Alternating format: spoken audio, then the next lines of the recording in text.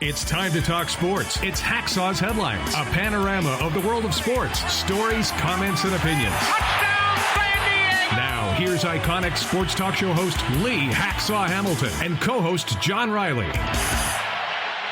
It's a Monday up and down the West Coast. Who wants to talk sports? We do. Good afternoon, everyone. This is Lee Hacksaw Hamilton, along with my partner and co-host John Riley. We're broadcasting this afternoon from our Dixie Line Lumber and Home Center studio. We welcome you to our Monday bonus podcast. We're coming off a great sports weekend. We are marching towards the baseball trading deadline, and we have a ton of topics on the table. And our broadcast is brought to you by Dixie Line Lumber and Home Centers. Fix it, build it, enjoy it. John, take a deep breath because there's a lot to talk about. This is always the most exciting time of the baseball season when we find out all about all these trades and all these teams radically changing, and we got 24 hours left, so I'm really anxious to see what happens. And we will talk not just baseball on the baseball trading deadline. We will talk NFL football. We will talk about other topics on the table in college football. And, of course, what's going to happen at midnight tonight. Team USA Portugal Women's World Cup, last game, Group E. We will get to all that. John, before we launch into the baseball trading deadline, tell people how they can join us on the Dixie Line Fans Forum right at the end of our live stream today. Yeah, you can get involved in Fans Forum. Just type in your question or comment for Hacksaw in the live chat on Facebook or YouTube, and we'll get you involved in the Fans Forum. Geez, every time we have a podcast episode, Lee, there are tons of people getting involved. So get in front of the line right now. You can drop your take in the live chat on Facebook or YouTube. And a reminder, subscribe to what we're doing. Share all that information with all your friends. Tell them what we do with our podcast, bonus podcast on Monday, regular podcast on Thursday. Subscribe so you'll get all the alerts because we add something to the podcast every day of the week. And you got spare time on your hands. Go to the address at the top of that screen, LeeHacksawHamilton.com. Check out my website, a ton of written information. And today I sent an email to A.J. Preller in my One Man's Opinion column telling him what he should do with the Padres at the trading deadline. Go read my column on my website today. John, ready, set, go, talk baseball. I mean, talk about A.J. Preller. Did he call you back? I mean, does he have some ideas that he needs to run it by you, Hacksaw? Probably went to voicemail. He's probably on a cell phone talking to other general managers. Padres, great question. Buyer or seller? John, they come off a sweep over a devastated Texas Ranger ball club. I think the big issue, had the Padres lost all three, had they lost 2 of 3, my gut feel is the Padres would have waved the white flag. They would have become sellers. Don't be a seller. Be a buyer if you can wedge it within to your payroll. The Padres got to keep the Fab Four together. They're all hitting pretty decently. Not to the averages they have had in their past in their career, but they're hitting decently. The team has won 8 of its last 12. They're within a Texas League fly ball of being into the wild card race. They're 5 games out of the last wild card spot, 8 games back out of first place because the Dodgers have hit a bump in the road. Keep the Fab Four together. Soto's hitting .286 since May, John. Snell. Who could have ever thought we would use the word Cy Young Award with Blake Snell in the same sentence after what we've seen for 3 years in San Diego? Blake Snell in his last 13 starts, John, 0.72 ERA. He's got 108 strikeouts in his last 74 innings. And in June and July, hitters are batting just 166 against Blake Snell. Josh Hader, 25 saves. You need a closer if you're going to be in postseason. Now, the wild card and all the considerations that A.J. Preller has to make is just not the player's talent if he were to move a name guy, and not just what they would get in return, but Scott Boras, the agent. Boras represents Soto. Boras represents Blake Snell. There's a price tag that's attached to that name, Scott Boras, which I think chases some owners and general managers away. I don't know that this fits into the conversation right now, but because the Padres are playing better and they're now within a Texas League fly ball of being back in the wild card race, though the schedule is tough, I think they if they could buy a rental first baseman, or if they could rent a back-of-the-end rotation guy, maybe they do it. I don't think they've got an awful lot of space with the luxury tax to do anything real significant. At Colorado to start this brief road trip against the devastated Rockies, who've traded all their players away, and the rest of their players are hurt. Then they get the enemy. The baseball season will be decided this coming weekend, John. 4-game series with the Dodgers, Thursday, Friday, Saturday, Sunday.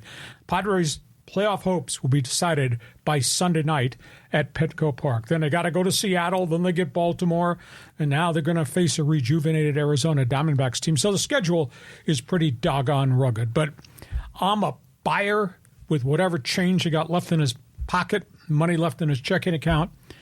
Had they lost to Texas, they probably would have been a seller. Agree or disagree? Yell at me. Go ahead. Yeah, I was thinking the same thing. I mean, I thought they were going to struggle against Texas, and then for sure they'd be a seller.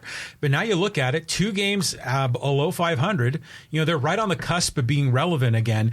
And the Fab Four, all their numbers are increasing, but they need a DH. I mean, if it's a first baseman DH combo, it'd be great. But man, Blake Snell, I mean, he was the NL Pitcher of the Month in June, maybe July too. Blake Snell's doing when he did that one magical season in Tampa, when I think he went 21-5 and won the Cy Young Award. The guy, of course, had elbow surgery a year after that. It took a while to get back. Still erratic. He's a real bulldog on the mound. He throws a lot of pitches in his 5-inning starts. He's always walking guys, got guys on base, yeah. But his stuff is electric enough. So, I mean, this is the guy that we saw that one mystical year in Tampa. And now maybe Padres rethink, even though Scott Boras is the agent, let's do this extension to keep Blake Snell here if Blake Snell can continue to stay healthy. So, tell you, the emotional mood swings covering the Padres and talking about the Padres. It's a roller coaster. It really is. So, Padres, I think, can be a buyer. They're definitely not a seller. Next team. Okay, yeah, well, let's talk a little bit about the Dodgers because they've already made some big moves. Well, they have. And I guess the question is, great question, did they do enough? I don't know that they've done enough. I'm not sure that I agree with what they've done so far. I mean, they've acquired 2 pitchers, a shortstop, and a second baseman. I don't know if these are the right guys. Now, they must think in their analytics department that they can fix Lance Lynn, former Cardinal heavy-duty starter, White Sox guy, but he starts tomorrow night against the Oakland Athletics. And as he unpacks his suitcase, what's in his luggage? A 6.42 ERA, 28 home runs allowed in 12 starts. Something's not right with the guy. He's still throwing heat. He's still striking guys out, but they're hitting the ball out of the yard. So the Dodgers analytics people must see something that tells them we can make an adjustment. And I don't know whether it's release point or it's stride off the mound. We can adjust so that his heat becomes unhittable again because he was a real warrior as a starting pitcher. Mm-hmm. So Lance Lynn, to me, was a bit of a surprise. Joe Kelly was not. He's a feisty, set-up relief guy who wants the ball as often he can get the ball. He does pitch a lot of games. Of course, prior to that, they had made the trade for the young shortstop from Cleveland, Ahmed Rosario. Maybe with a better batting order around him, he's going to hit better. Maybe he'll play better defense. His defense is not what it was when he first got to Cleveland from the Mets. And then they traded for super utility guy Kiki Hernandez, who's like Chris Taylor, suddenly shows up and gets a big hit. Doesn't do it on a night-by-night basis. Here's the big storyline as it relates to that guy, Andrew Friedman, because he has the history of making significant deals, and a significant name, John, is still out there for the Dodgers to go after. We're talking Justin Verlander.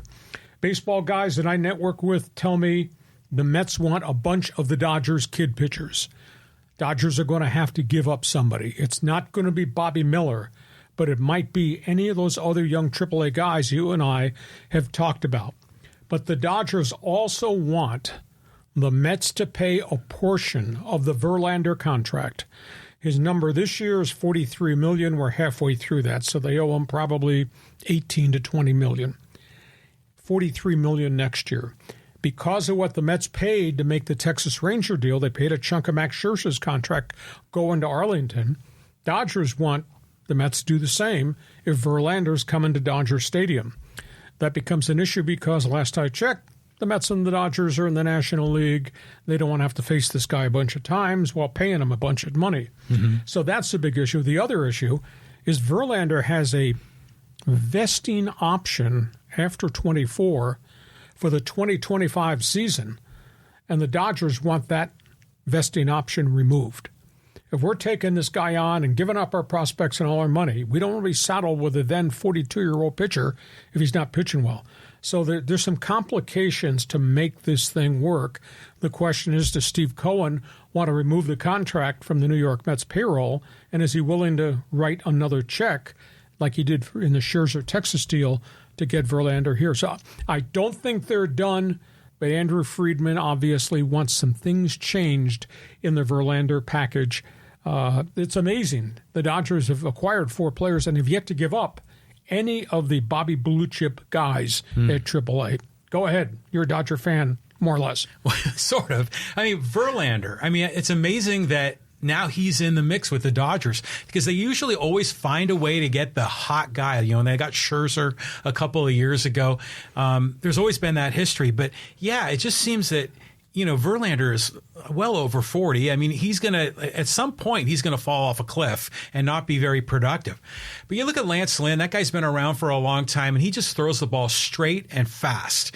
And at some point, they're going to catch up to that. He may not be a top performer for the Dodgers. I mean, maybe he's going to be slotted in the number 4 or 5 on the rotation. What do you think, Lee? Well, here's the history. I mean, the Dodgers, I went back and did some digging on this story today. The Dodgers starting rotation in the month of July, starters, July 1st to tonight, 6.31 ERA. 6.31 ERA. They have been keeping baseball statistics of this sort since 1912. This is the worst month in the history of Dodger baseball for any other starters. Wow. Dating back to 1912. So Lance Lynn comes in, gives him innings, throws some fastballs. Maybe they can make an adjustment to his release point or his stride off the rubber to see if they can get back to what he was. Because dude giving up 28 home runs in half a season. Nobody does that in Major League Baseball. So, but as a third or fourth guy, I would trust him, but I don't like the fact he's given up the number of bombs that he's giving up. You know, the Dodgers are holding their breath because they've obviously outside of their ace, they're really scuffling and struggling. They hope to get Kershaw back within 10 days. He's had 2 very aggressive bullpen sessions, has not had a recurrence of the shoulder. They don't know whether they should send him to AAA to let him max out and throw one start and see how his body is. Julio Urias is just really running hot and cold.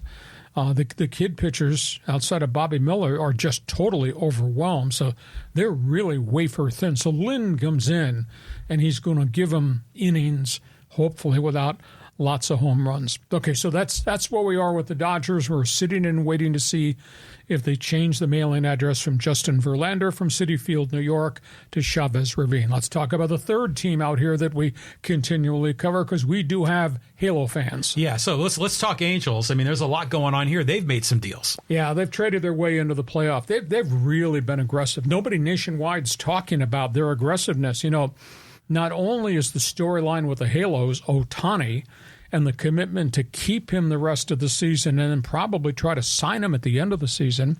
But the Angels have acquired 6 players since early June. Nobody's thought about that. They think about, well, what they just did the trade deadline. But look at what they've done. I mean, they traded for Lucas Giolito, who was the lead starter in Chicago. Prior to that was a pretty good young pitcher in Toronto. They picked up Ray Lopez, a setup reliever from the White Sox in the Giolito deal. Late Sunday night, they made the trade with the Rockies to get 2 bats. These are rentals, but these guys are proven journeyman guys. C.J. Cron's a .260 hitter, has got 11 bombs this year, has been on the injured list for about a month. He's back active. Randall Grichuk is the former number 1 draft pick, was with Toronto, St. Louis. He's moved around a lot, but he's been productive. He's hitting like .314. He's got 8 home runs. He's been hurt too. He's coming off the IL. And, of course, prior to that, They made the deal to get Eduardo Escobar, super utility infielder, had been with the Mets, and they made the deal to a guy who can swing the stick occasionally, and Mike Moustakas, former Kansas City Royals star, had been with Cincinnati and Boston, kind of moved around, can play third, can play second, he'll play first, he'll do anything you want. So they've been aggressive in terms of trying to package a whole roster together. And boy, I'll tell you, John, you and I talk baseball all the time on a live stream and off air when we text. It's hard to believe the Angels are one game, half game out of the wild card race right now. Angels got 7 guys on the DL. Mike Trout, Rendon, the third baseman they traded for, Gino Urshela, Brandon Drury, who was very productive, super utility guy. They just lost Taylor Ward, got hit in the face with a fastball over the weekend, got a fractured orbital bone and is out indefinitely. Young catcher they were grooming who hit home runs to start the season, Logan Ohape, he's still not back. And they just DFA'd Jared Walsh, who had injury problems, who was their first baseman. So they got 7 significant names, and they're only a fastball punched into right field away from being in the wild card race. So now they're committed to OHTANI, and now they've added, like I say, 6 guys. So I'm impressed with Perry Manesi and the general managers trying to do at the mandate of Artie Moreno. Yeah, I'm excited about the Angels. I mean, we want to see them. How many games has Mike Trout been in the playoffs? Like 2, maybe 1 series. But I was listening to the national media yesterday as I was driving in my car, and they were commenting about how Artie Moreno really didn't have any other play here because he couldn't trade OHTANI, and because, it would be a revolt from the fans. You'd never get back what you wanted. And so he's gone all in. And the national media guys were all excited, saying, hey, love that he's doing it, but I don't think it's ever going to work anyways. So, people still don't have confidence. Well, we'll only see if their pitching can hold up. But obviously getting GIOLITO to now actually be the trustworthy number 2 guy behind OHTANI. And then you're hoping Reed Detmers has good outings and Sandoval can have good outings. They don't have a lot of other young pitching. But GIOLITO gave up some bombs in Toronto, didn't he? Yes, he did. And he's got to find himself, too. Once upon a time, a year ago, he was the ace of the White Sox staff. And prior to that, he had pitched pretty well in Toronto. Okay, so we go from those 3 teams here in SoCal. Let's just talk about what's happened so far on the trade board. Yeah, I mean, there's already been a lot of big names moving, and I'm sure we're going to see more in the next 24 hours. Well, the biggest name, obviously, was the surprise late-night deal that sent Max Scherzer and $35 million. That's what the Mets are paying. His contract to go to Texas, and they got a great young shortstop who's going to be in the major league level tomorrow night, Luis Acuna. He is the brother of the Angels superstar Ronald Acuna. That was one trade. Jordan Hicks, frontline closer, goes from the Cardinals to Toronto for 2 top young prospects. They were negotiating with Hicks on a contract extension right up to the end. He's got like 21 saves, but, it's a bad St. Louis Cardinals team, and evidently what he asked for, they were not willing to pay. So he goes to the Jays. And then they turned around within an hour after trading Hicks, and they traded one of their starting pitchers, Jordan Montgomery, which is a bit of a surprise because they don't have a lot of starting pitching. They have a lot of age and a lot of injury, but they get 3 prospects out of that deal. And then Colorado traded Pierce Johnson, their closer, who had 12 saves on a lousy club. He goes to Atlanta for a young prospect. A couple more deals on this Monday afternoon. We're 24 hours away from the trade deadline. Cleveland dealt Adam Savale, a pretty good starting pitcher, back into the rotation to Tampa for a top prospect. And Cleveland, they got excess pitching. Tampa's got 7 pitchers on IL. They were 20-3 at one start. They're playing sub-500 baseball because they've lost all their starting pitchers. And then Arizona just made a deal to get Seattle closer Paul Sewald, who's got 21 saves. I'm surprised the Mariners moved him, but they did. Traded him to Arizona for a couple of hot prospects. So Arizona now has what they think is a legitimate closer to go with a young pitching staff that I think is kind of running out of gas. So that should help them along the way. My count as of the start of our live stream today on the Dixie Line scoreboard, my count is there have been 16 trades so far at the deadline, encompasses 22 veteran players moving, and 19 prospects were shipped the other way. Obviously, there's still names like Justin Verlander out there that could still be moved before 3 o'clock on Tuesday afternoon. Well, I'm still waiting here for the big flurry, because usually they go like dominoes. And I thought when Scherzer was dealt, that's when we'd see a lot of these other pitchers go. And yeah, St. Louis finally unloaded some of those guys. But you look at these teams and everyone needs something, but right now it's got to be a seller's market, right? I would think so, but I think what holds it up right now is some of the guys, notably the two top pitchers, John, that's big money. That's big money with a team that's against the luxury tax. So you can't snap your fingers and tell Texas, because Texas has spent a lot of money in free agency, go make the Scherzer deal. Well, Texas says, no, the Mets got to pay us some of that contract off. And I think that same conversation is going on between New York, the Dodgers, New York, and Houston, because the Astros are in the running to bring Verlander back. And the big question is, can either of you guys at Dodger Stadium or at Sunkist Field in Houston, can either of you take on $43 million next year? Because that's Verlander's number. And are you willing to take on the 2025 contract at the same figure? So these deals don't get made with one phone call. There's a lot more stuff going on behind the curtain as it relates to who picks up who. But, the Mets, they've been in a rage. The fans have been in the media, been in a rage all year because of a lousy start. Then the raging question, are you going to add? Or now the raging controversy, you've given up. All that stuff's being directed at the owner, Steve Cohen. Yes. What is Steve Cohen thinking right now? Because he spent a ton of money to get these guys, and now he's going to have to spend money to get rid of them. $355 million payroll. Wow. And they're not in the playoff race right now. And his quick response is, we gave it our best shot.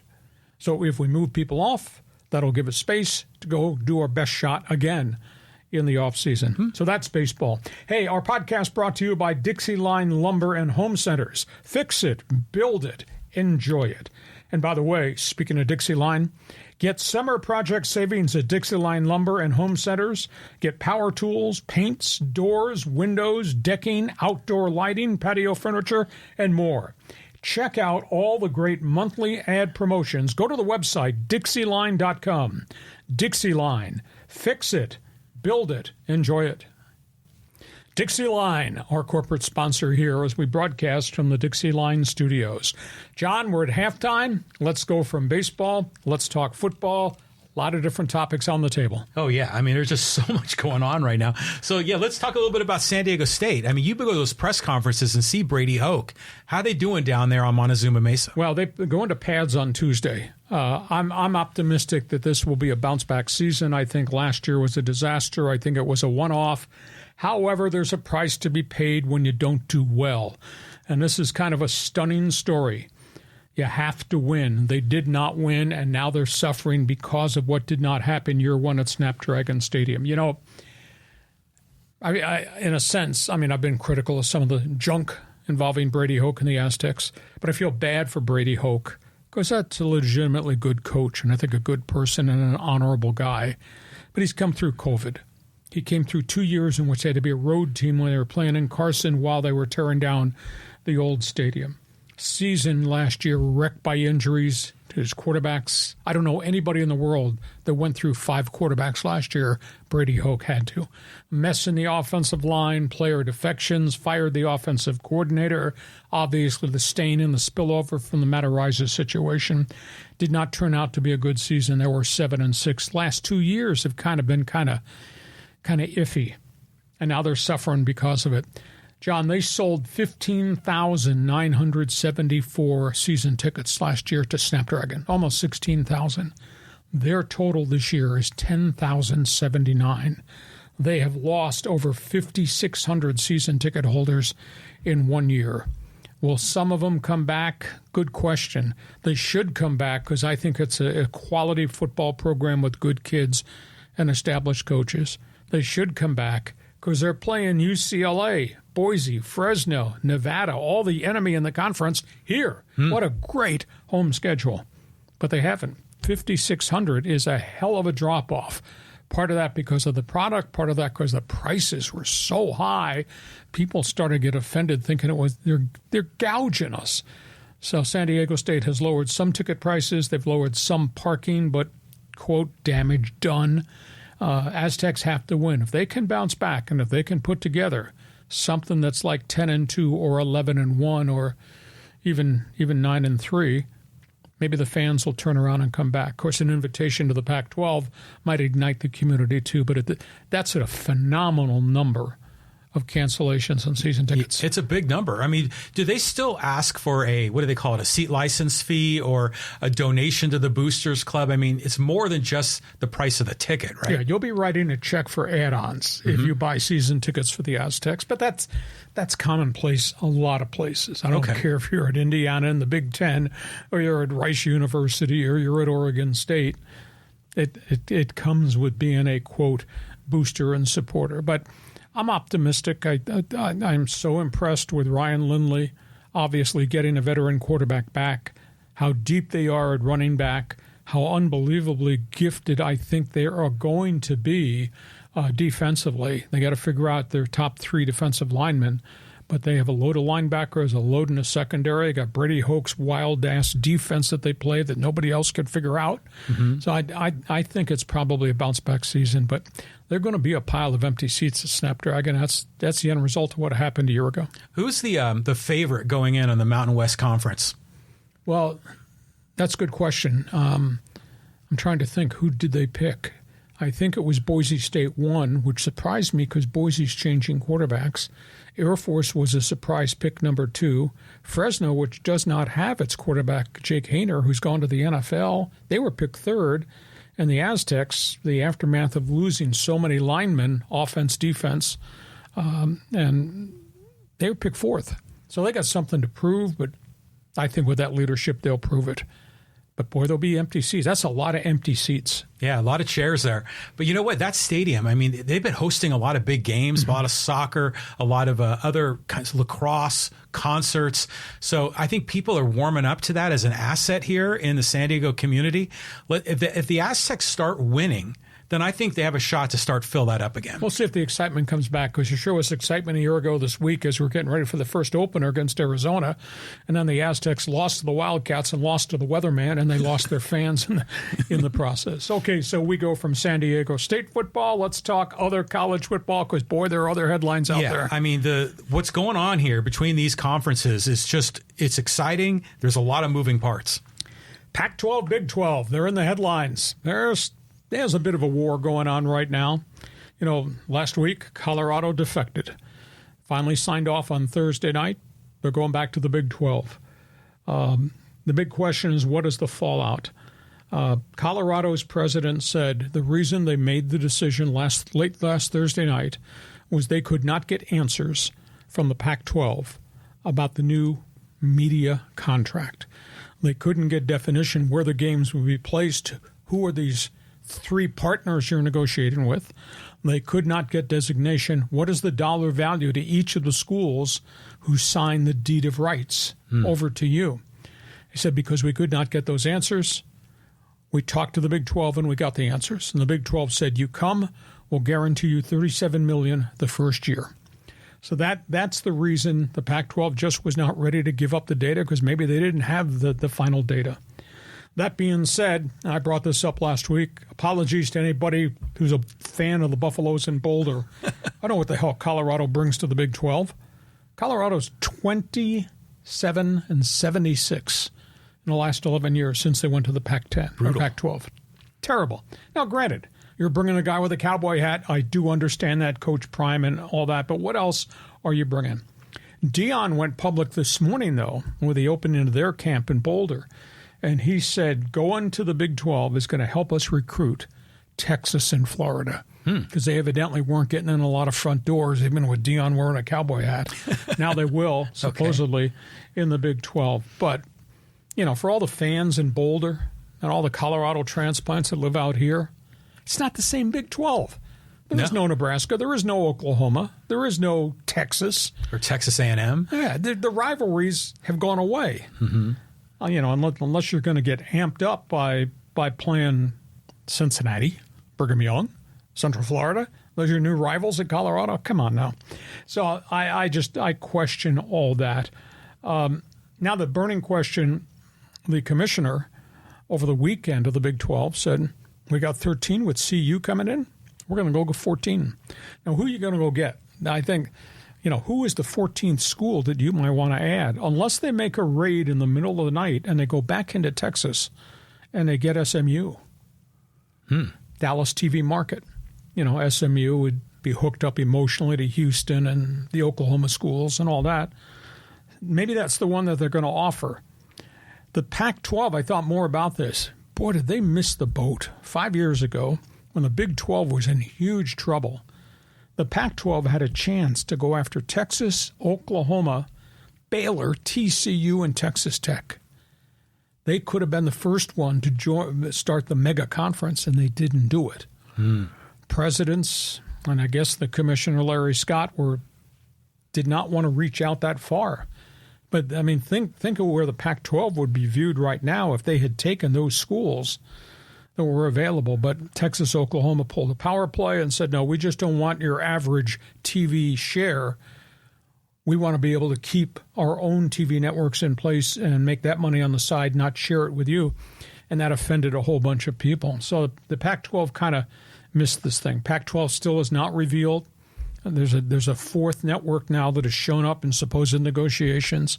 They're talking to Comcast about a streaming package. They're talking to the CW again. CW, by the way, just bought the rights to NASCAR's Infinity Series, which is their Saturday racing series. CW's just gotten that. So you and I have been talking about CW jumping into the sports venue. So we'll see if Disney is part of this, if there's some subsidiary with ABC, ESPN. But now it looks like there's 4 networks there. And what does the Pac-12 do? They sit there and watch the Big 12 take SMU? Should the Pac-12 offer SMU right now for 2024? Should they then offer San Diego State for 2025 once the Mountain West thing is over, their contract there? Or do they just sit and wait and see if there's fallout? And one other wild card, since I'm overloading you with data, what does it do to the Pac-12 credibility if they just turn around when they go to 9 and they just turn around and raid the Mountain West and they take the Aztecs, they take Boise, they take Fresno, and they add SMU? Does that water them down or does that make them stronger? So, John, I dumped a lot on you. I'll just ask you specifically, what the hell does Colorado bring to the Big 12 aside from Neon Dion's cowboy hat? Yeah, well, their basketball program doesn't do anything. I mean, I can't recall the last time they were any good. So, yeah, it's not a lot. I think people are giving them props mostly because they used to be in the Big 8, the Big 12. And so maybe they feel like it's just kind of coming home. But you're right. There isn't a whole lot that they offer. Plus, they're on the other side of the Rocky Mountains. So I don't really give it much. It's not that big of a deal. But from the Pac-12 perspective, they went from the Pac-12 to the Pac-10. Now they're Pac-9. Are they going to be the Pac-8, 7, 6? I mean, what's happening here, Lee? I don't think the other ones. I don't think the Oregons, Washingtons, or the corner schools will defect. I don't think they should defect. Okay, so where does the Big 12 go to add a 14th school? Is it SMU? Just go take the Dallas TV markets? Well, I think maybe because TCU is in Fort Worth, right? Right. And so that way you can kind of have 2 teams in that marketplace. That's a good idea. But who else would you get? I'm trying to think of who's in that turf. There isn't anybody. You're right. I mean, unless you go to UTEP or something like that. I mean, there's really nothing else out there, is there? No, not at all. Maybe Rice, but does Rice even have a football program? I have no idea. Yeah, but they've been downtrodden for a long time. Yeah. So that's where we're with the Big 12. Pac-12, give me a response. What do? Do they offer 1? Do they offer 2? Do they raid the Mountain West? What does that do to their credibility to suck all these Mountain West teams into what used to be the Pac-10, Pac-12? Well, geographically and maybe TV market-wise, it would be great for the Pac-12 to get Vegas, to get San Diego, maybe Reno, they're Fresno, maybe. But the thing is that almost all of those schools, except San Diego State, were never of the academic credentials that the Pac-12 was so proud of being.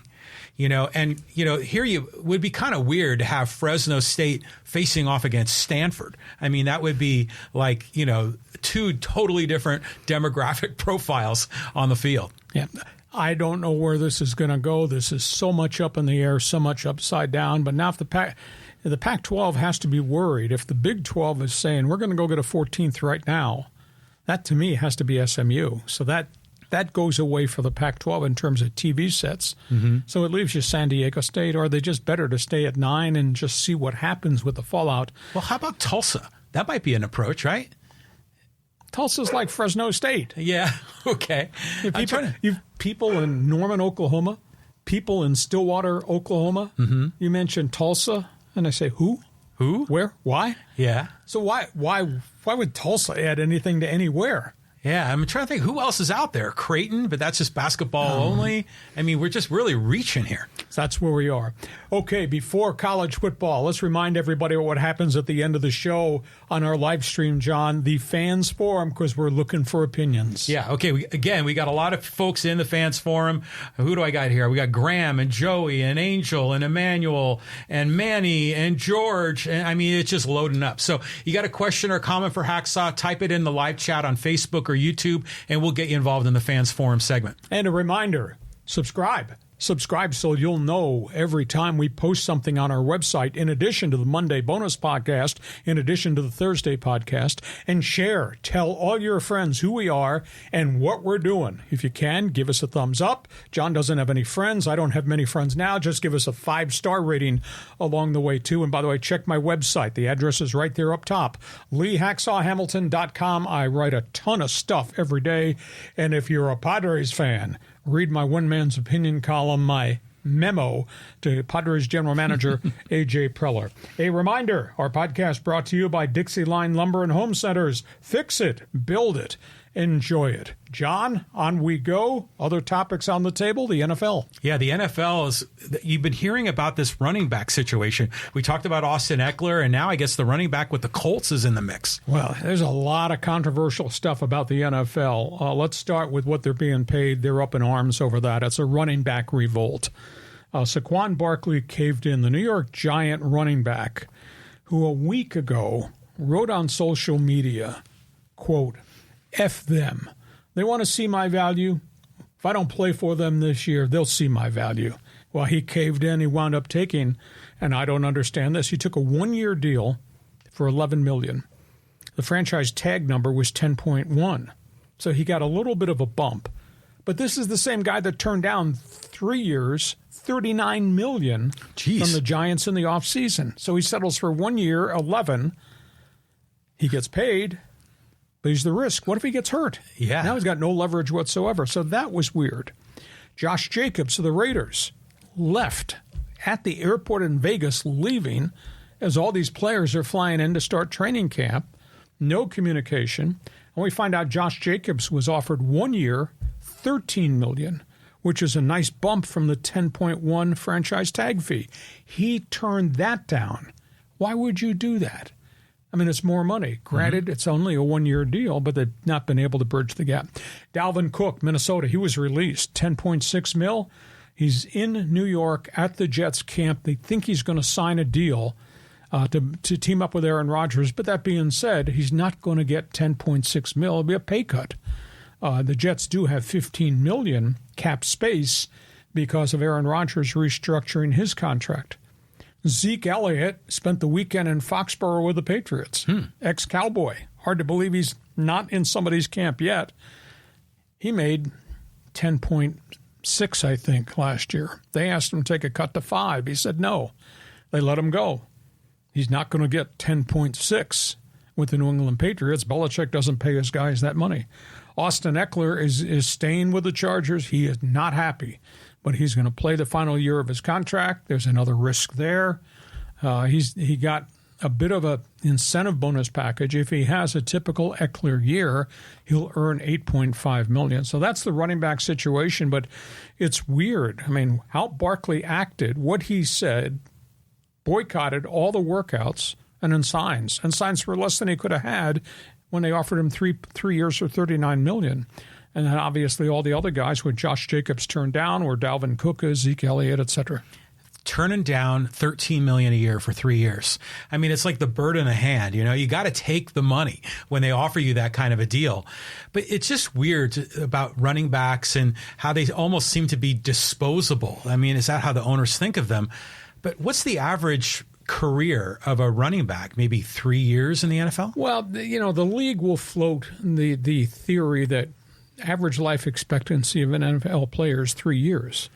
But that's not really a fair claim. That 3-year average totals out all guys on a 53-man roster. In the bottom half of the roster, there's churn. It gets turned over a lot. You take the star guys, take the star running backs, their life expectancy could be 7 to 10 years. So that number, average life in the NFL is 3 years plus. That's not correct because the stars, vis-a-vis Tom Brady, played forever. So I think when you really do an average of the marquee players, it's much higher. It could be 7 to 10 to 12 years per player for the stars that you're paying all the money to. So it's not like they're dead men walking. I wonder, though, if you go back in time, when you look at the top running backs in the league, let's talk about like Walter Payton or Barry Sanders. Barry Sanders, yeah. Were they ever like the most compensated player on the team, or has it always been a quarterback league? No, it's been a quarterback league, but they were at the top of what the running backs were being paid. But the flip side of that is the injury factor is significant, and guys' careers, you're one snap away from the end of your career. So that comes into the equation, which makes what Barkley did stupid because he's already had one major injury, missed almost a full season.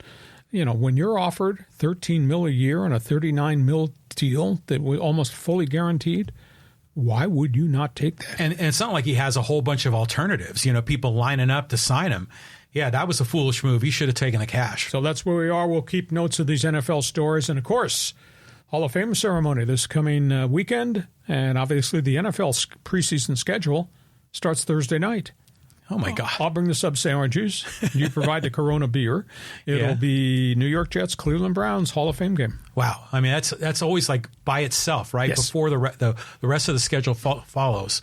But who's getting inducted now? Is someone getting inducted? Oh, yeah. You would ask me, wouldn't you? Yeah, there's a whole bunch of guys led by, I think, Browns star left tackle Joe Thomas, I think, is part of that mix. Don Coryell from the contributors class will be enshrined posthumously. Dan Fouts will give the speech. Oh, yeah. So they make the announcement like in January. Sure. And then so the ceremony will be in the summer. Yeah. The ceremony is always linked to the Hall of Fame game at Fawcett Stadium in Canton, Ohio. Right on.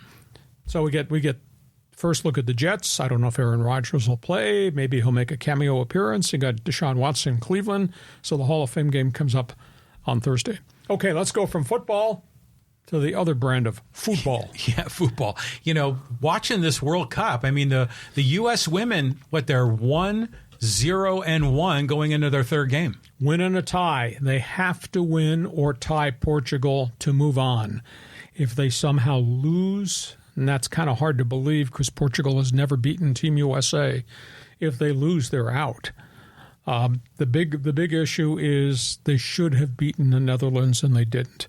There's a lot of criticism being dumped on their coach, Vlatko Andonovski, because he did not utilize his bench at all in the tie game with the Dutch. And he had Megan Rapinoe to come off the bench, and he never called on her. And there's a lot of criticism of the tactics, that he really needed Rapinoe to set the offense out on the far edge, which is where her office is set up, and either fire shots or make passes, because when she's on the field on one side and Alex Morgan is on the other, it pulls the defenses out because you got to defend them. And that opens up lanes for the runners.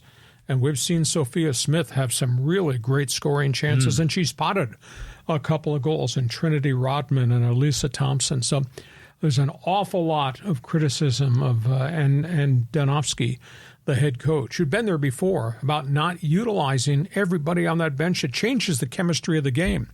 You bring Megan Rapinoe in off the bench in the second half in the 70th minute against a fatigued defense, and she's got fresh legs, and she's got the ability to break in off the wing and make shots, or the ability to suck defenses over and then make pinpoint passes. Her dead ball ability, controlling the ball, is phenomenal. So there's an awful lot of criticism of that coach right now. But Vlatko has stood strong and said, we have won with this style and these women before, and this is what we're doing.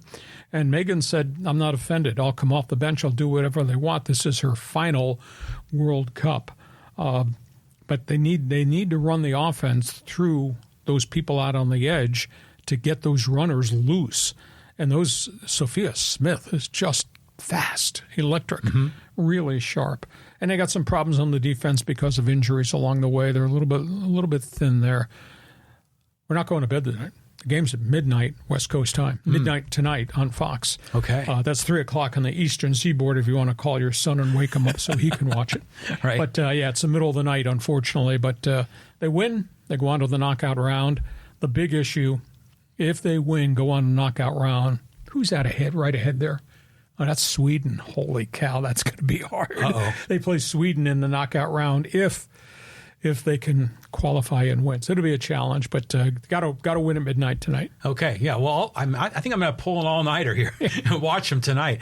Because, Sophia Smith is really fun to watch her. I mean, she moves that ball, and she has moves to juke the other players. Dart and dash. For sure. But I was surprised in the game against the Netherlands when the Netherlands controlled the middle portion of the game, and it didn't seem like the U.S. sort of reacted or changed their game plan, and they ended up with that tie. That was disappointing. And I thought that was a match they could have won, and they didn't bring Rapinoe off the bench, and she would have added firepower and she would have added speed against a fatigued Dutch side, and they didn't do it. And the coach is he's defiant that he did anything wrong. Rapinoe's not going to criticize him, but he's defiant, and the national media is banging on him pretty good. So we'll see what happens tonight against Portugal. I mean, there have been surprises along the way, some upsets, but we go to knockout round next week once we get through what's going to happen tonight. Okay, it's time for Fans Forum. A reminder, our podcast brought to you by your friends at Dixieline Lumber and Home Centers. Big question. They've got lots of them. We got answers. Where do you want to go, John? Your best friends are waiting to join the program. Oh, my God. There's just so much here. So, and here's one here. This is from Graham, and he says, there's only one man truly qualified to analyze the Padres at the trade deadline. We love you, Saw. Guilty as charged. I have opinions. Had they gotten beat 2 out of 3 by Texas, I think they would have been sellers, which would have been really disappointing because I said all along, and I wrote a column about it, it would have sent a bad message to the community and to the fans. So we'll see if AJ can find a first baseman, part-time DH, who can hit. Because of the wear and tear factor on some of the starters, is there a rental starter out there that maybe he could get? I would have thought that maybe he might have taken a run at C.J. Cron, but Colorado traded him to the Angels. I would have thought that because they've done deals with Cleveland, Surveil would have been the kind of guy that comes in the middle of your rotation, the back of the rotation, and just gives you quality starts and innings. He's a crafty guy.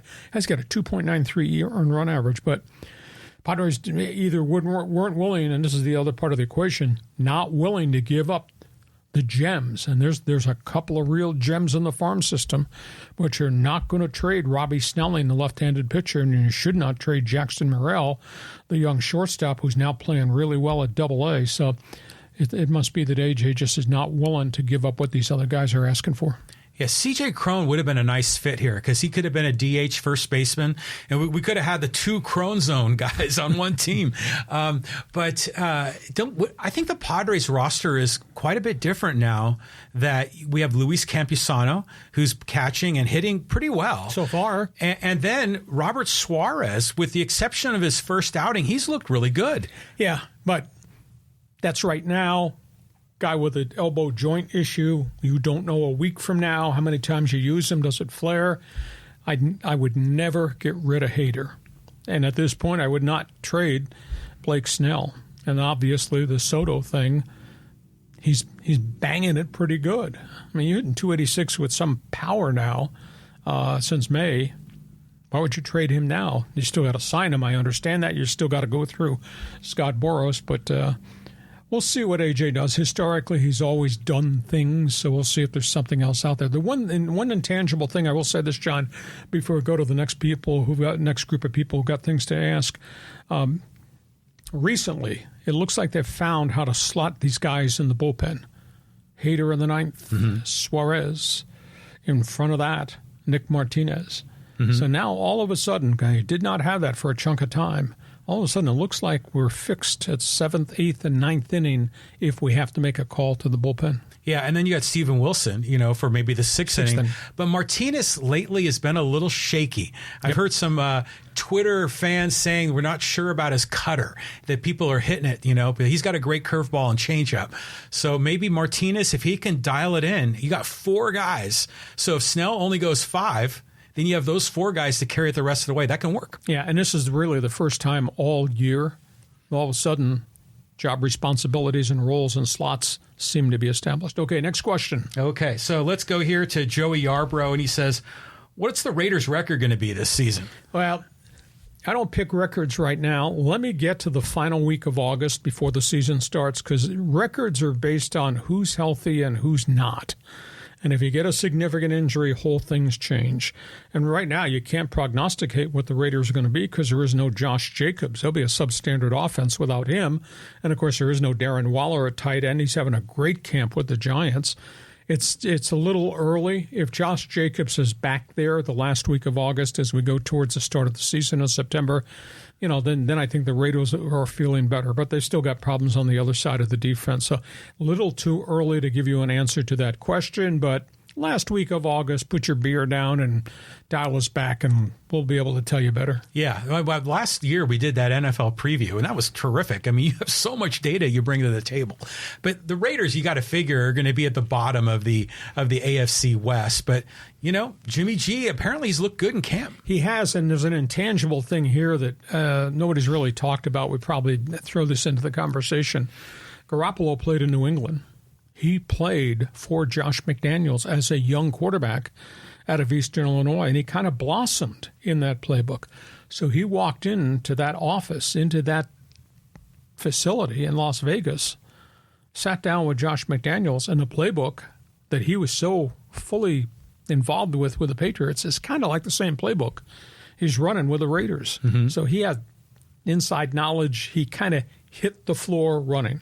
Now, the big thing with Jimmy G, got to keep him upright, got to keep him on the field because he's had significant injuries. But Smart Cookie, I think his one-loss record in San Francisco is 31-14. That's pretty decent. Yeah, I mean, he's a steady Eddie kind of guy, but, hit the floor running, but his ankle and his foot were giving him trouble. He couldn't run very much. Yeah. On we go. Next question. Okay, here we go. This is from Angel asking about the Angels. He says, keeping OHTANI, grabbing an arm, a few bats. You think the Angels did enough to grab one of the 3 AL wildcard spots? Well, everybody in the world thinks everybody from the American League East is going to get all the wildcard spots, but that might not happen right now. The Angels, they're going to have to win some key games here, beginning with their series tomorrow. They've got some challenges ahead, but at least they've added 6 players.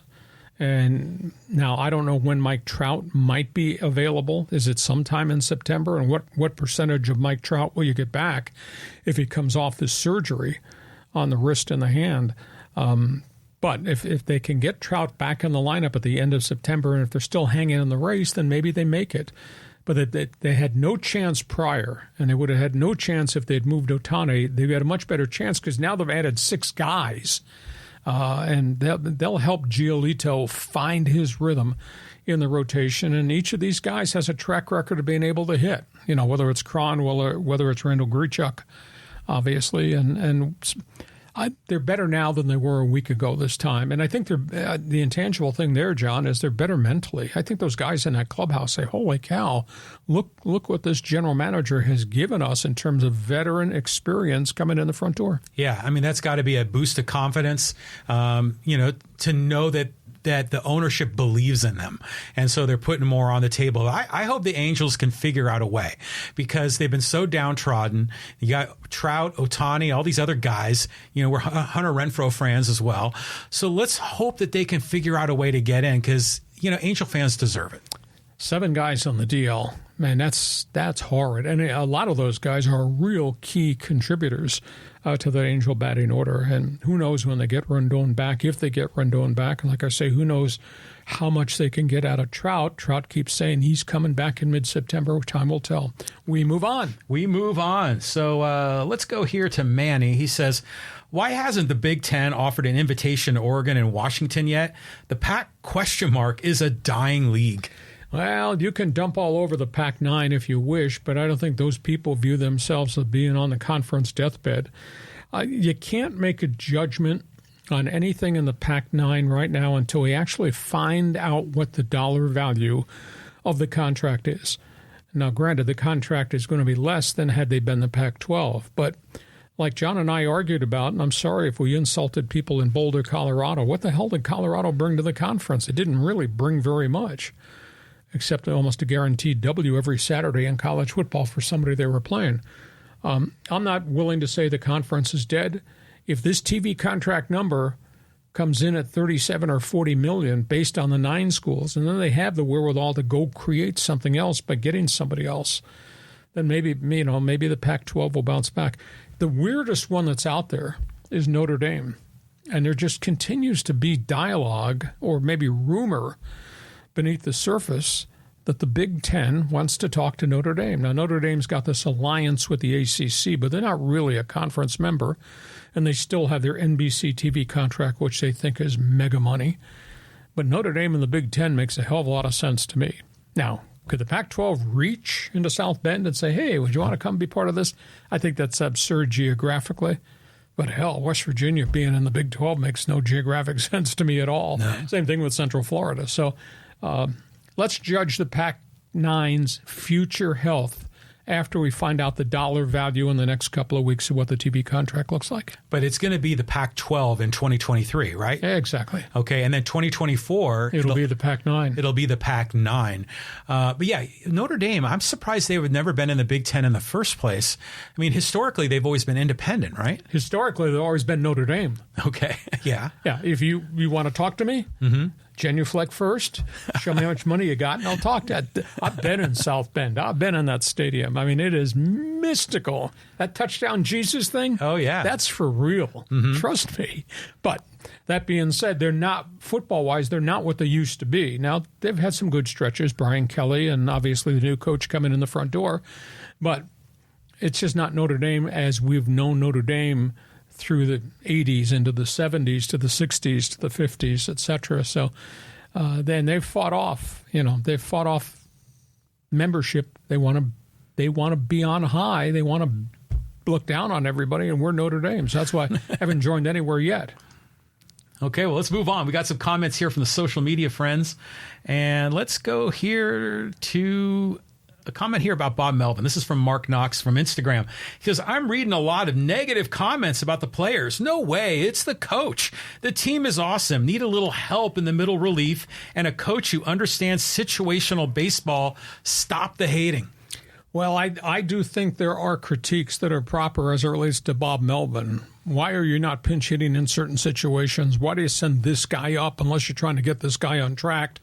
And the use of the bullpen. But that probably goes on to an awful lot of places. You go up the road with Dave Roberts, who's got 700-plus wins with the Dodgers all-time record, and he's getting raked over the coals for what are you doing with the batting order and, the kid pitchers and all that. So I think that happens all kinds of places. During the really bad stretches of Padre baseball, you wondered about team chemistry, and you wondered about leadership, and you wondered about relationships, the dugout, the manager to the people upstairs. And I'm around that team a lot, and I hear those rumblings. And if I'm hearing those rumblings as a guy that's not in that clubhouse for every meeting, then I have to wonder if where there's smoke, there might be some fire. But nobody's making any changes unless this thing falls apart and they don't make the playoffs. Then I think there will be accountability that'll come into play with the conversation in October. Yeah, I think Preller has got to just keep going all in and keep trusting on the deals that he's made. But just say, hypothetically, the Padres decided to get rid of Melvin and replace him with Schilt. What's Melvin's deal? I mean, doesn't he have a few more years guaranteed? Yeah, I think he's got at least one, if not two. Mm-hmm. But here's the issue. If they hit the eject button on Bob Melvin, who was a Preller hire. After Preller fired the guy he hired, Jay Stingler, and fired the guy he hired in Andy Green, and fired the guy he did not want in Bud Black, and refused to interview the guy they should have interviewed, Dave Roberts. You can make another managerial change. You're going to trust the general manager to make the managerial change again? Again? Well, Peter Seidler, he has full confidence in A.J. Preller. He's the golden boy. He can do no wrong, but I feel kind of bad for Preller because he and Seidler had a strategy. They stepped up. They put their money on the table. They got some of the top players. It's just not working. And we all thought under Bob Melvin's leadership and experience, he'd be able to steady the ship. But right now, it still feels dysfunctional. Hey, when they made those moves, you and I were yelling at each other. First place, baby. Yes. And they're in fourth place right now, pal. Yeah, but they're on the upswing. So well, we'll see where it goes. Next question. Okay, so let's talk a little bit here about San Diego State. This is from Rob. And he said, Lee, you couldn't be more wrong, sir, about San Diego State not having much to offer the PAC12 conference or any other Power 5 conference. Look at what the football program has collectively accomplished over the last 10 to 15 years, especially against the PAC at 1/5 of the budget. They bring a top 30 TV market, target-rich recruiting grounds, academic standards as good or better than many PAC schools, certainly not Berkeley or Stanford. Great geography and location, infrastructure. San Diego State's a sleeping giant. It's sleeping, that's for certain. Here's the big issue, and this guy is obviously a card-carrying member of the Aztec Club, and that's okay. There's nothing wrong with rooting for your alma mater. The big question is, are there any Pac-10 schools out there that sell only 10,000 season tickets in a brand new stadium in a market of 3.5 million? The freaking alumni don't care. They don't even support the program. Now everybody's a front runner for basketball, okay? But that being said, this football program's been pretty solid for a long chunk of years. And yeah, they've beaten a Pac-12 team, although I don't think it's sexy that you only play the bottom feeders in the Pac-12 and then you beat him. You say, hey, look what we just accomplished. Have you ever beaten Washington, Oregon, UCLA at one time, USC? So there's just an issue here. I've never been able to figure it out. Hell, I've been here since 1987. How could you have this many alums? San Diego State alums are every pocket of San Diego County and up the Inland Empire. How could you have that many people not care about their alma mater and about the football program? They don't support it.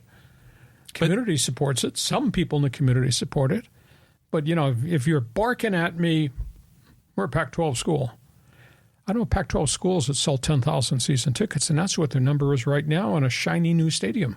Yeah, well, I got to figure Washington State, Oregon State, they sell well over 10,000, right? They average 35,000 a game. You can't jam anybody in to Martin Stadium in Pullman any longer. I mean, and they haven't been great, but they support it. The student body supports it. Same thing in Corvallis. It's amazing. I mean, the Beavers are not the Ducks. The Ducks are a corporate team. Oh, for sure. The Beavers, Oregon State in Corvallis, is a mom-and-pop operation. They're one of the poorer athletic departments, like Washington State, in the conference, and yet they sell out their bloody stadium, and they compete like hell. And they've got a much bigger stadium than Snapdragon out there in Corvallis. But, right now the community is in love with the basketball program, and the Aztec alumni are coming out for that. But I just really think being 2 years removed in Carson took the wind out of the sails. Yep. We were watching the games on TV where the Aztecs were at a distance, and then one of those years they failed to make a bowl game for the first time in a long time. So I think once this program starts winning again, I don't see why it wouldn't be what we're experiencing at Viejas Arena with a big fan base and a lot of excitement. Yeah. I'll just say this as we close out, Robs. This is a great football schedule they're playing at home. They ought to be marketing, come see us and come see these teams that we're going to beat. Because they have a chance to have a hell of a season because they're playing all these guys here. Led by Chip Kelly and UCLA. Yeah, that'd be great to be able to knock them off. But you remember back in the day when they played Cal, and I can't remember who the quarterback was, but he was calling them San Diego bleeping State, and Davis Webb. That's who it was. And they beat them. Yeah. They intercepted a whole pile of passes in the second half, and it was here at home. So I would just think they've got to find a way to market to the community that this is a hell of a schedule we're going to play. Come be the 12th man wearing red and black. Okay, we move on. Here's little comments about UCLA and USC from Logan. He says, funny, LMAO, because I cannot wait for both UCLA and USC football to play at Ann Arbor, Michigan, Columbus, Ohio, State College, Pennsylvania, or Twin Cities, Minnesota during November's cold freeze, hail, ice, or snow weather. Better buckle up on this adventure. Yeah, I think the schedule is going to be unbelievably challenging. I think the travel, is going to be a bitch for these guys. USC travels 21,000 miles in 12 weeks. That's an enormous amount of time on the plane. And now, granted, they're playing an imbalanced schedule. SC plays more road games, I think, this year in the conference. They'll get more home games next year, and the UCLA is the flip of that. But I think it's going to be an enormous challenge because those schools, you go play at Camp Randall Stadium in Madison, Wisconsin, that's like an insane asylum. It is so loud, and it is so big. And obviously you play in the Horseshoe in Columbus, and Ann Arbor's 106,000, or maybe it's 110,000 now. And Harbaugh's got those guys really cranked up. So it'll be an enormous challenge. It's not like you're playing downtrodden Washington State or overwhelmed Stanford going forward. Now you're playing big boys. Mm-hmm. And as we've seen, you see some of these other teams in the Big Ten. There's some pretty good football programs in the Big Ten. Maybe not Rutgers, maybe not Maryland, and some of those people, but I think it's going to be an enormous challenge for SC and UCLA to go east. Yeah, it will be a big challenge. But you know what? I think they're going to eventually be up to it. They've got a history, both those football programs, and this whole thing is just driven by money, right? Yeah. I mean, that's why they went into the Big Ten. They're going to get a lot more resources. UCLA is going to kind of repair their balance sheet, which is in turmoil. And I think these programs are going to grow. And maybe at first they might get knocked around a little bit, especially in November, as we were talking about. But I think it'll be exciting for them to maybe step up. And who knows, maybe they can win the Big Ten. Well, Caleb Williams is obviously the guy that's going to carry the Southern Cal flag. And he's got the flag in his right hand. He's got the Heisman Trophy in his left hand, and he is great. UCLA is it's a whole different entree. We're going to talk more about that later in the week. I mean, UCLA is really in the middle of rebuild because there is no quarterback and there is no running back, and they're gone. And obviously, Chip Kelly has got to fix his defense, which has been substandard. So we'll talk more about it as we go. But I think in the big picture, these guys are going to be on everybody's target list when they go into all these places, whether it's Ann Arbor or East Lansing or Madison or even Bloomington or West Lafayette, Indiana. Yeah. It's not going to be an easy place to go play because they are who they are, bringing their reputation, their flag, their Heisman Trophy quarterback in. It's going to be challenging. Let's do a couple more here before we close it out. Okay, so let's talk here a little bit about the Padres. This is from Charlie, and he says, Hacksaw, you have to understand that the Padres are selling out, but it's not a complete sellout of full capacity, 42,445. Padres consider attendance of 39,000 as a sellout. Padre fans have bought most of the tickets for this year already. It doesn't make sense for them to not attend the game. All season tickets are sold. There's a handful of single tickets available. Padre fans won't boycott games because their money has already been spent. Well, you're correct. But my statement that I made last week is, if this turns out to be a seller of a season, it's not going to. But if they sold off, bad message, missed the playoffs, bad message, prices continue to go up, bad message, fans going to come back to the volume they were at this year, Petco? That's a huge debate thing. But let's see if they can push this boulder up the hill, see if AJ can make a deal by Tuesday night to add something here that'll make a difference, and then we'll see if they can push their way August into September. A lot closer now than they've been closer in a while, but the whole season spins on what happens with these 4 games against the Dodgers. If the Blue come in here and beat them up with their bats, and the season would effectively be over, their wild card chances would be gone. However, if these bats here, swinging Fryer and all that, these bats beat up that bad Dodger pitching staff that had an ERA of July of 6.15. Maybe the Dodgers are the one in trouble, and the Padres then propel themselves into the race. But so we got 2 months of baseball to play. It's going to be fascinating. But this Thursday, Friday, Saturday, this decides the whole game, I think. Yeah, I think Manny and Juan Soto, they're all looking forward to facing Lance Lynn, right? Because they're going to get those high fastballs and they're going to kill them. So, but go to the attendance numbers. It's interesting because a lot of times they call it a sellout, and you could see on television there's a lot of empty seats. So it always makes you wonder what the standard really is. Well, are they sellouts? Are they no-shows? Mm-hmm. Or are they only calling it a sellout based on the lockdown number that they've got? It's semantics. You look at what's going out there at Gallagher Square out in the outfield. That's so cool. And those prices are different than the prices inside at Petco Park. It's become a destination point. It's become a good thing to see. It'd be nice if the Padres would hold up their end of the equation and actually put this team in the playoffs again and see if they could make this thing come together, because they've really underachieved. Hey, listen, that's our Monday bonus podcast. We have gone a lot of different directions on the show. We hope you like what we do with the bonus podcast on Monday, what we do every Thursday on our regular podcast. We remind you, we urge you, no, we demand that you subscribe so you'll get the alerts to everything that we're doing. If you want to give us a thumbs up, we'll take that. Give us 5-star rating. We probably deserve that.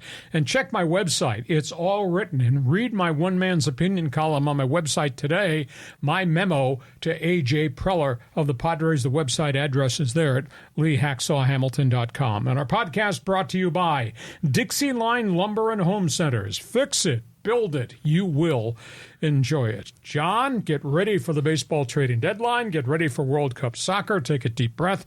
We'll be back here on Thursday to argue again. Yeah, hopefully I'll have some sleep, because I'm not going to get much tonight with the World Cup match. All-nighters. Everybody pull all-nighters. Go red, white, and blue. And thanks for joining us on our podcast on Hacksaw's Headlines. Join us again for Hacksaw's Headlines on YouTube, Facebook, and Twitter. And find the audio version on your favorite podcast app. Touchdown, San Diego! For more content, go to LeeHacksawHamilton.com.